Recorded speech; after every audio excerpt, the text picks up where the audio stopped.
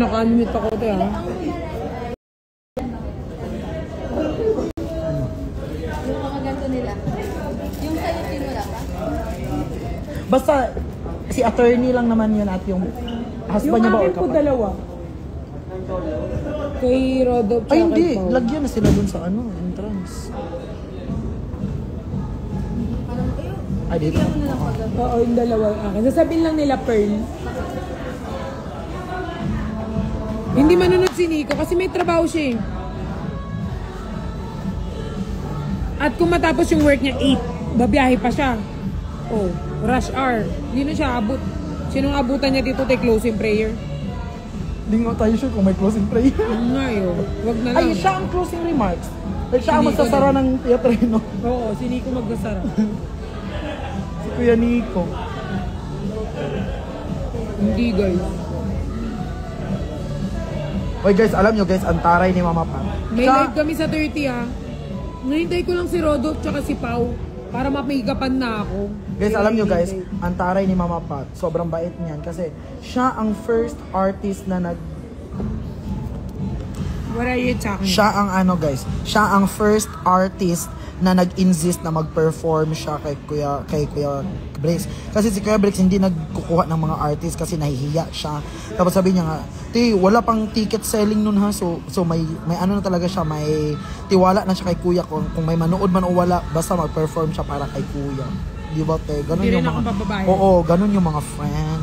Di ba? Siya talaga na-insist na mag-perform ako kahit pa may tao o walang pupunta sa concert mo, kahit pa sold out o hindi.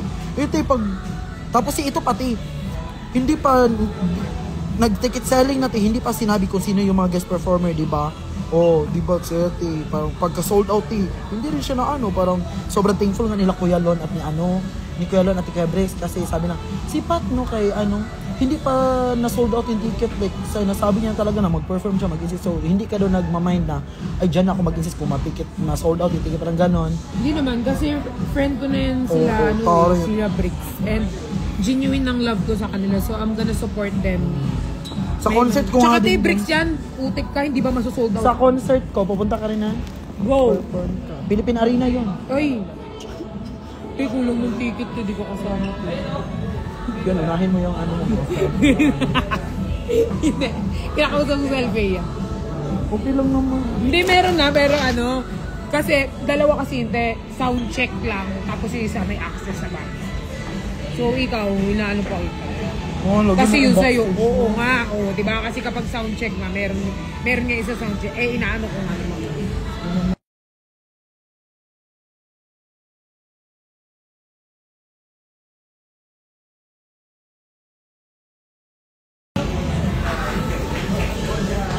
Sino punting barda ang pupunta? Sino ba? Si Sai, si Luke. Si Sai, si Luke, si Quindura. Wala. Punta daw. Sabi ni Mama, kasi papanurin nila yun. Ay.